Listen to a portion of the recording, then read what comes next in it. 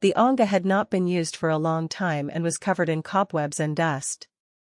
Although they carried out regular maintenance and cleaning, it was still impossible to manage it as a house where people lived. But why did the guests clean up after eating when he clearly ordered them to clean up before receiving them? No, that's not it. The Anga guard explained with a strangely impassive expression. He said the janitor had been cleaning, but to them, who were ninth-grade cleaning experts, it seemed like nothing was going right, so for days they had done nothing but deep clean the house. My mother cooks so well. Lately I am very satisfied with my meals. The gentleman finished his speech with a satisfied smile. He said his face seemed to glow, as if he had enjoyed a hearty meal. Winfred stroked his chin, deep in thought.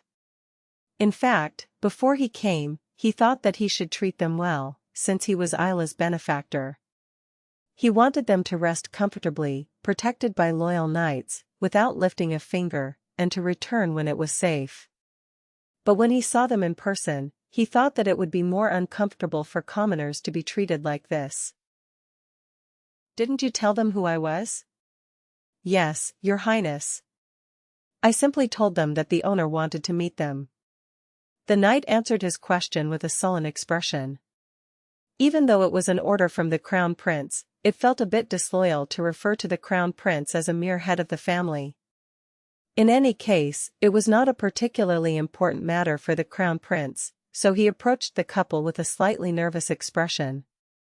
The couple, who were busy cleaning without even knowing that the landlord had arrived, were startled when a noble-looking boy approached them and they fell face down on the floor.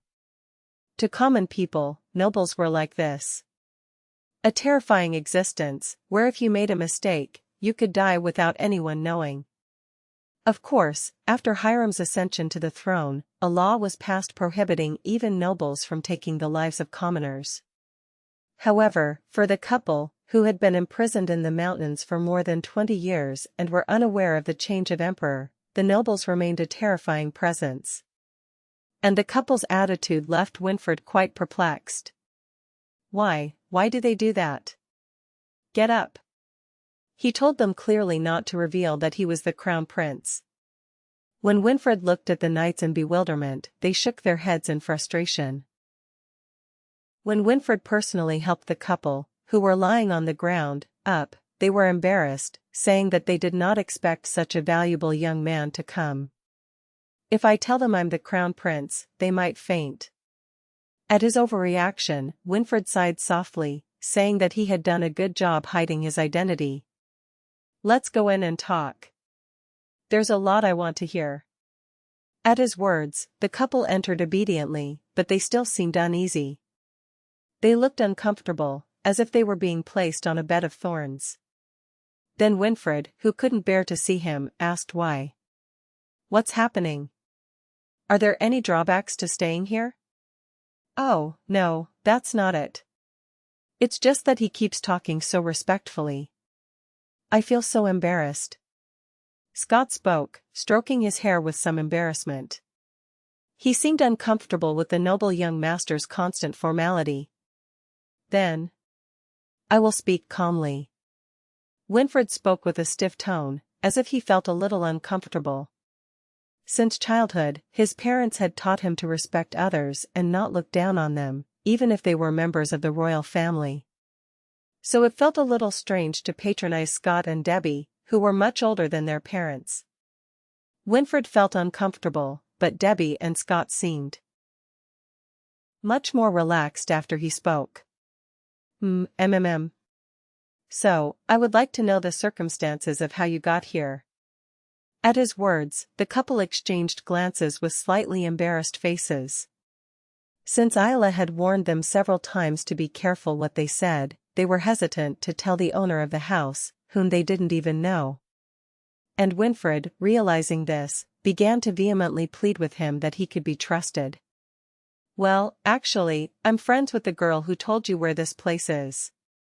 It wasn't clear if Isla had revealed her real name to them, so she tried to cover it up that way, but luckily, the couple knew her name and responded immediately. Oh, he's Isla's friend.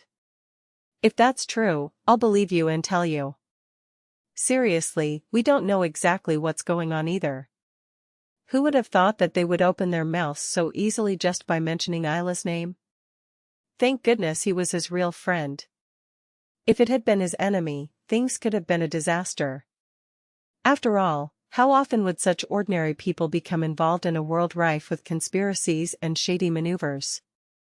In a way, it was natural. Even with that thought in mind, Winfred vowed to keep the couple hidden from now on. So, we are a couple who built a house and lived on the slopes of Mount Heltig. The husband, Scott, began to tell his story. He seemed unaccustomed to revealing his past, and it was a very long story. Anyway, to summarize, one day, a mother and her daughter, pursued by lone sharks, met a couple who lived hidden in the mountains.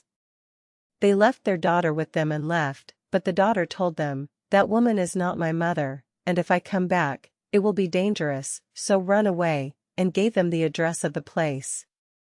And after Isla left, a man with a huge scar over his eye came and told us to run away, and even gave us money for the trip. So. Wait, the guy with the scar over his eye? As Winfred listened, something suddenly occurred to her. The man who had tried to murder him. The man who had appeared with Isla. Scott's story should have ended with, "We have arrived." He quickly called out to Joseph, who was waiting outside the room. "Joseph. Do you have any wanted posters for Cloud Air?" "Hey? No, I don't have it right now. I'll get it for you right away." And as Joseph went to look for Cloud's wanted poster, an awkward silence fell over the three of them. Now that their friendship stories were over, their status and age were so different that they had nothing in common to talk about. And then, Debbie cautiously opened her mouth. "Excuse me, young master.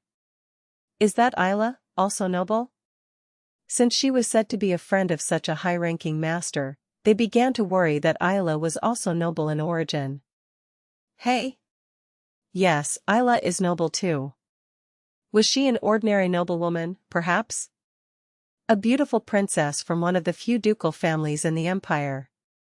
Winfred nodded absently, and the couple's complexion darkened. It was because they were worried about the young noblewoman helping them with the dishes and cooking. "Why are you like this?" Winfred asked with a perplexed expression, but they feared that they would be scolded for insulting a nobleman, so they did not dare to open their mouths. "Why am I so curious?" "I can't stand curiosity." Only after Winfred, full of curiosity, asked several times, Debbie finally opened her mouth and nodded. That, we forced her to do chores without even knowing that she was such a beautiful young girl." "Ah, that's it." Winfred bit her lower lip, somewhat uncomfortable. His curiosity had been satisfied, and he should have felt relieved, but strangely, he felt uncomfortable. This was because the Isla he knew would never have been one to harm her benefactors by claiming that they had exploited her just for being a commoner. No? From what you've seen, do you think Isla would be the type to get angry over something like that? At Winfred's question, the couple reflected deeply. Thinking about it, it was probably because the outgoing girl didn't seem willing to punish them. When the couple shook their heads, he finally nodded in satisfaction. "So you don't have to worry about that. Isla is a good girl." "Yes, young master." And then they finished talking. Joseph, who had gone to get the brochure with Cloud's portrait, returned. "Here I am, master." He was about to call him Your Highness as always, without realizing it, but he quickly changed his direction and handed him a paper, aware of the gazes of those around him. "The man with the scar you saw then. Is it him?" "Well, I guess I'll have to look closer to find out." The middle-aged couple, in their 50s and with presbyopia, opened their half-closed eyes and stared at the paper Winfred had handed them for a long moment. "Oh, that's true. It was this guy." When Scott recognized the man and confirmed it, Debbie nodded next to him. And upon hearing that response, Winfred's mind was filled with confusion and chaos. Was it possible that the man who had really helped the couple was Cloud? Wasn't this guy one of my uncle's subordinates? But why does he take Isla's side? What the hell did this mean? His confusion continued even upon returning to the palace. I didn't understand what was happening. You said Mount Heltig, right? Should I secretly find out about the incident the couple mentioned? Asked Joseph, who had recently discovered Isla's true identity from a still confused Winfred. It was very likely that no one knew about the incident where the cabin buried in the desert caught fire, but they wanted to find out just in case. Yes, please. Winfred nodded and responded. He still wasn't sure what was going on, but there was one thing he could notice. It was a vague feeling that something had changed in the flow.